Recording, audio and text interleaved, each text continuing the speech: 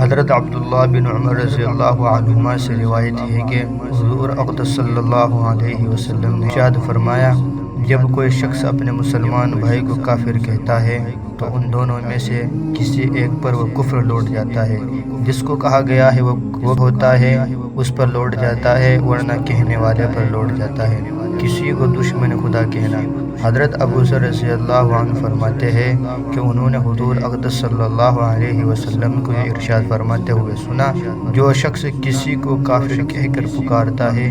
یا کسی کو خدا کا دشمن کہے